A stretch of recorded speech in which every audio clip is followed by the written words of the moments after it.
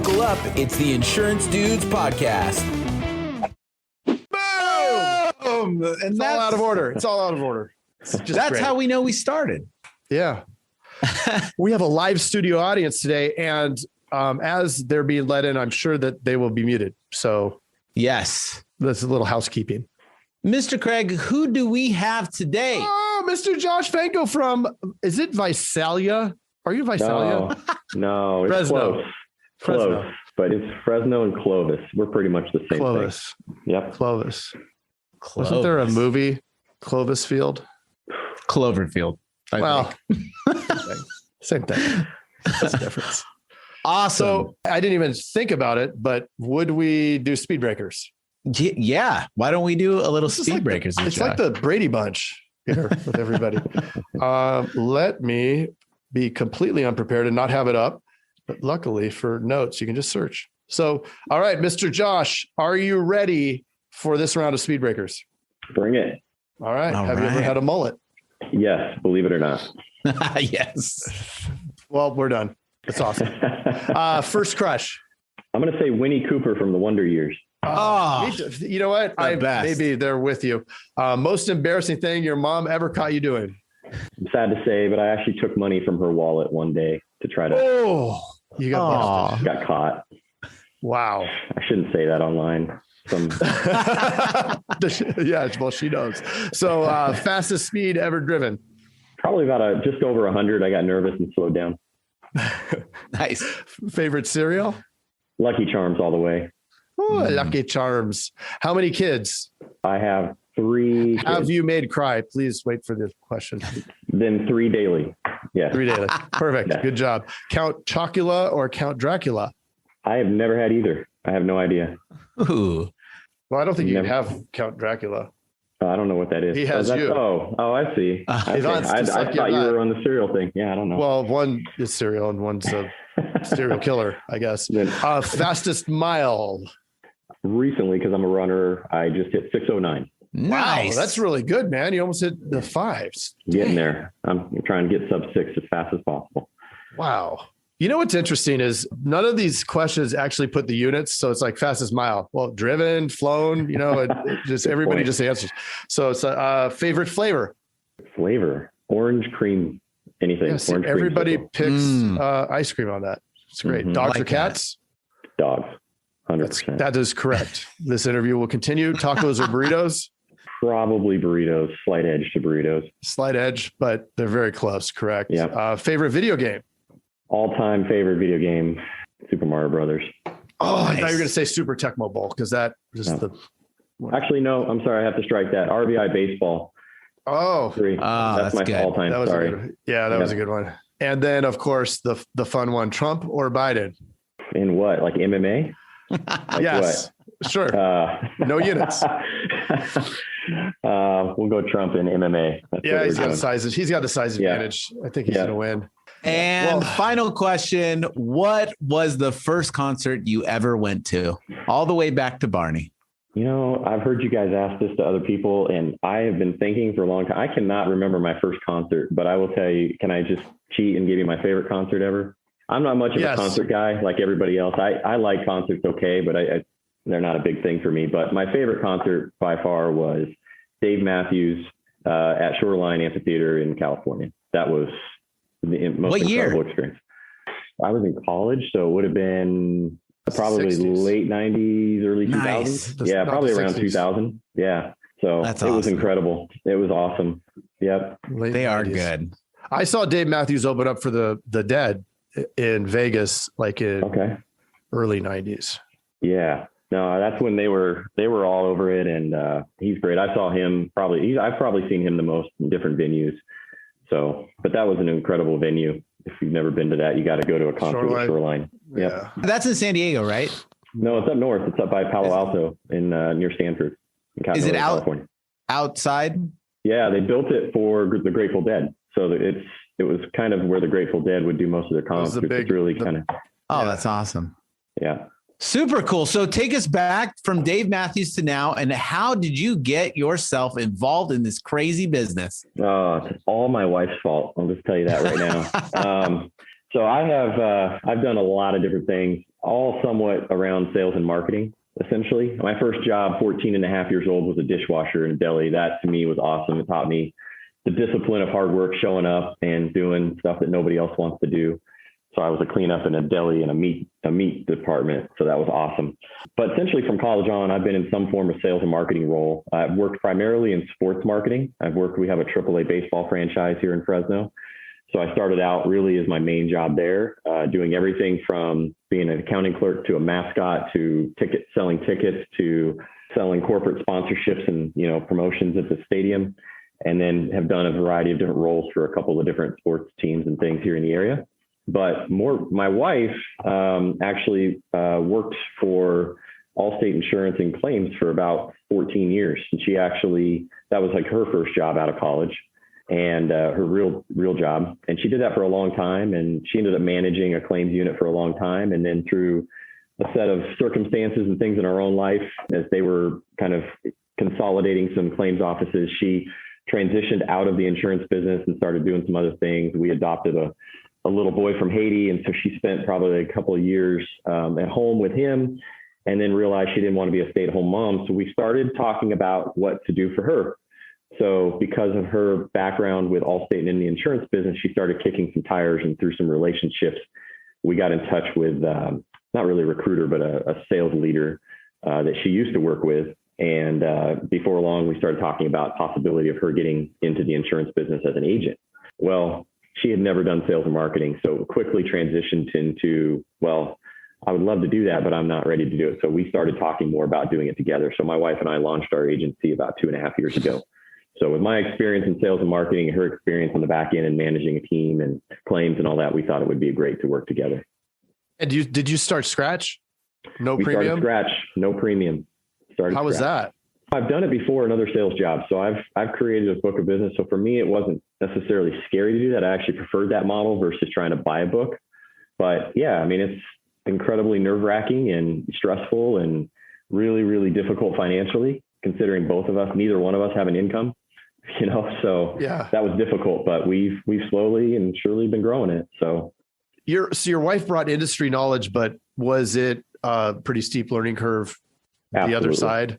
Yeah. The insurance part of it for me, just like anything, I've been in sales long enough. It's all about learning your product and what it is. And thankfully, insurance is one of those things where you have it. So you kind of know the auto side of it a little bit. And I've been a little bit in the mortgage business, so I kind of knew the homeowners, insurance side. So for me, the learning curve was fine. I mean, doing all the licensing and everything was a challenge, but fortunately, I got through it all pretty quick, and it's kind of come naturally to me. I really enjoy the insurance business. I love how it can help everybody. There's not a single person. I always tell people I can walk into a coffee shop, and every single person there is a prospective customer or somebody that will benefit from what I'm doing. I've been in sales jobs before where you're selling to a very, very small group of people. So for me, insurance is great because there's nobody I can't help in some shape or, some form or fashion. So love it, dude. How was it not to go backwards, but I guess to go back? How was it? Talk about the adoption. That must have been crazy. Yeah, that was a long process. So we started back in 2013, my wife and I, and our church was looking at starting a partnership with a mission or with an organization down in Haiti. So we went down there and did a little mission trip just to kind of see if it would make sense for our church to be involved with this organization. And we had always talked about the possibility of adopting, but I would say within about 3 hours of being there on the ground and serving this orphanage for a week, we realized right then that was something we definitely wanted to do for our family. So we started the process, and about 4.5 years later, we ended up bringing our son TK home with us. So so by the time we brought him home, he was just about 5 years old. It was about a 4.5 year process. So we made multiple trips back and forth to Haiti, and it was a great experience. We've got 2 biological children that are older, and they got to join us with it. It was incredible. It was a life transforming event. And part of the reason we're even doing what we're doing now, because we wouldn't be doing this if we hadn't gone down that journey, because it kind of forced us to pull back a little bit, really figure out what we wanted to do long-term and what kind of legacy we wanted to create for our family. And so having that extra time, my wife being at home with him really forced us, to kind of evaluate what we wanted to do with the rest of our lives.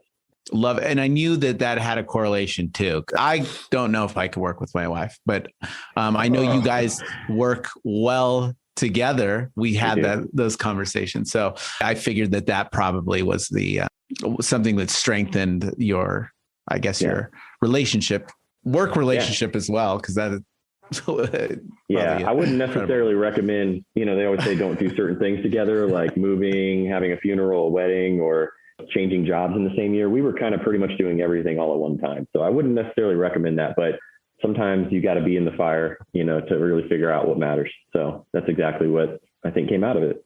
Yeah. Well, it can be a lot doing all those things, but if you make it through, then I think it solidifies, the foundation. Love it. Absolutely. Yeah. So what would you say? I know that there are other agents out there that work with a spouse. She brought a lot to the table. You did too. What are some tips that you can give some people working with spouse or, I guess kids, whatever would be kind of similar? Yeah, great. I mean, first thing I would say is if anybody's thinking about doing it, one of the things we were really careful to do is we went out and reached out to other people that were doing it. So we have quite a few friends that are husband-wife teams. A lot of them are in real estate. We have a couple that they run a distribution company for a water purification system, and they've worked together for a few years. And so first bit of advice was talk to other people that are doing it, figure out what kind of things that they've, people that you trust, people that that will be honest about you, people that know you enough to know if you truly should be working together or not, somebody that'll give you that feedback. We kept hearing, oh, you guys will do great. They've seen us work together. So whether it's through church or just through life, people had seen us work together and they knew that we would be able to figure it out. Even if we were butting heads on something, they knew we'd be able to figure it out. So that was good to have that feedback early on, that validation. But I guess the biggest thing that I would say is a couple of things. One, stay humble. Don't come into it thinking that you got all the answers. I guess it's the same advice I'd give to anybody about marriage. Just stay humble, show up every day, knowing that, some days you're going to have it, some days you aren't. Some days the other person's going to have it, some days they aren't. And just know that you're in it together. You have the same goals, the same purpose. So let the little things go as much as possible. And then, over time, you'll figure out what your lane is. Stay in your lane. It's pretty easy for me to want to take over every aspect of everything. I just kind of have that personality. I love solving problems. I love being in the action. And I had to learn, it took me probably longer than it did for her to learn that, but I had to just start realizing there's certain things I have no right to be involved with, and I need to trust her to do that. And we just learned. And then for her, I've been in sales a long time. It took her probably a long time to trust my ability in sales, even though, I've done well over the years in different capacities and different sales things. She finally got to see it. And for somebody that's not a salesperson, she never really got it. She never understood why I did certain things. And so for her, it was really just a matter of seeing it in action and understanding the sales process and trusting me to take her through that process. And so, so stay humble, stay in your lane, and just trust each other that you're going to be able to get through it. So, well, she had to be somewhat weary because you did sell her on the idea of marrying you. Yes. So, and if you know me, that's a giant sales job right there. Right. I mean, come on.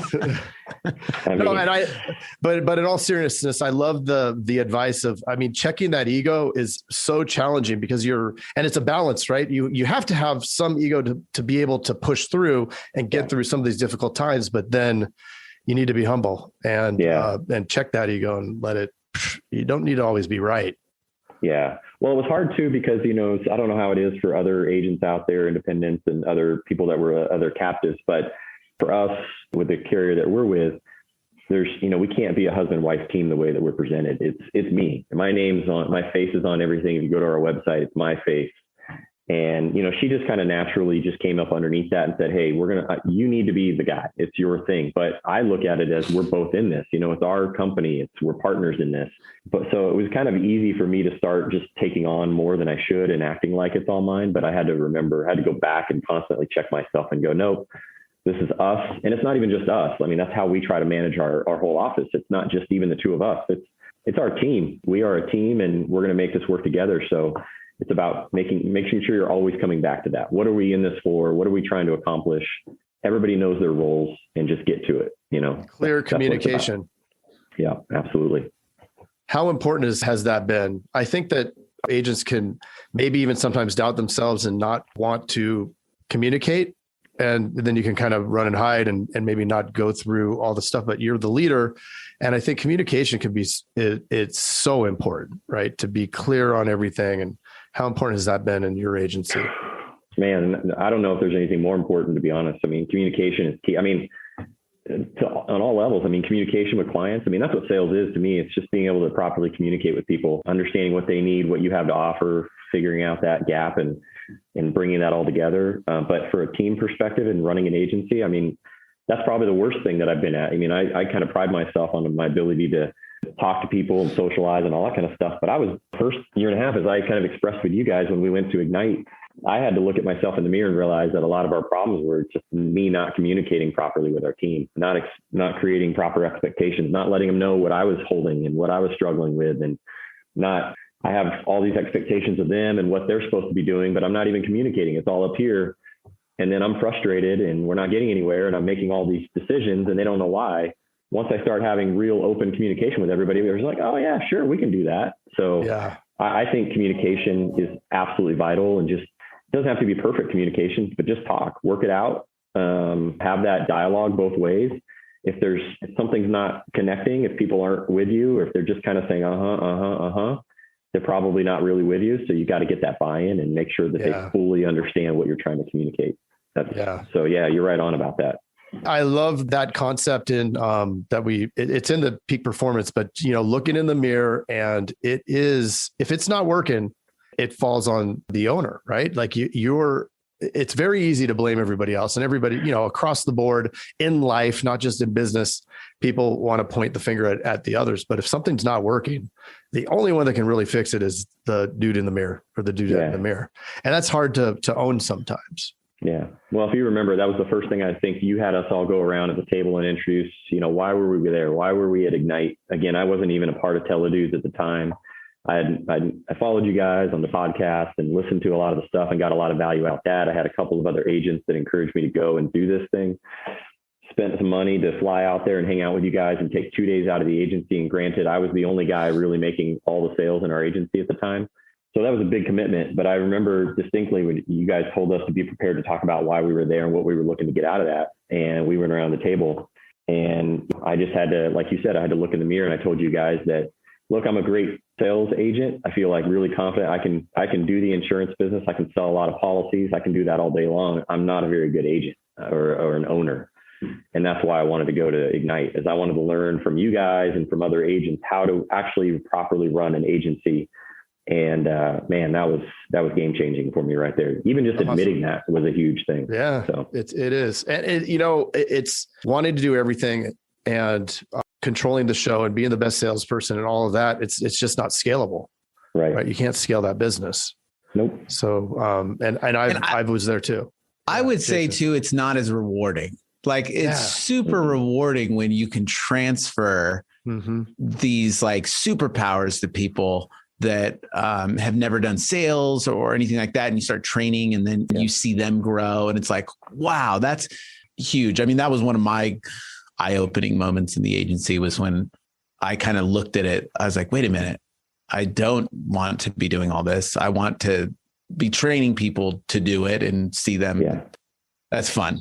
That's a great point. I think you're 100% right on about that. I mean, there's nothing like watching other people be successful and to be able to do it. And I mean, it's like coaching, right? I mean, I coach my son's little league team, and I know how to play baseball. I played it my whole life, but I can't get joy out of going out there and beating up on these little kids, and hey, look how great I am. No, it's nothing like taking a kid that doesn't know what's going on and show them something, and then they figure it out.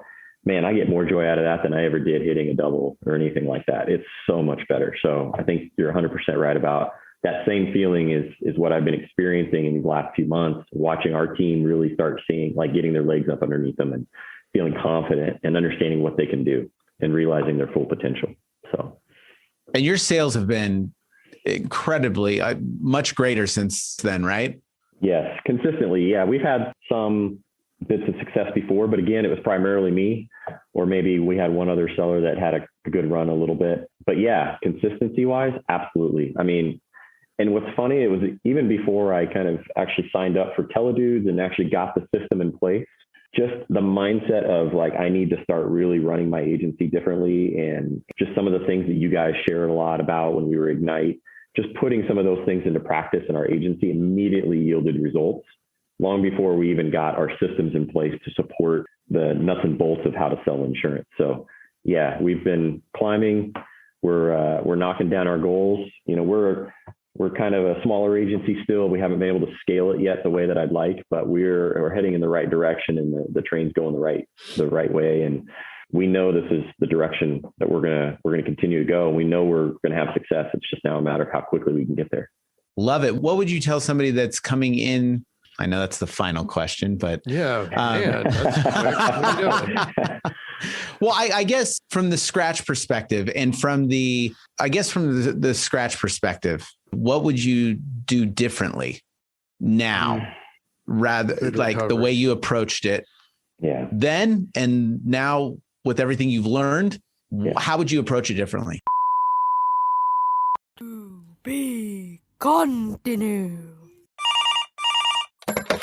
Hey, Jason.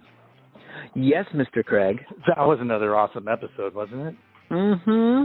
Well, if people want to get a little bit more action and learn how to do write 100,000 in premium off of even the worst internet leads, where could they go? They can go to live.teledudes.com. Ooh, that sounds exciting. Are we going to be there? Yes. It's a weekly call that we're doing right now it's live, and it will show you the process. The entire process is super awesome. I love it. Let's do it. Let's do it. Sign up right now. Live.teledudes.com.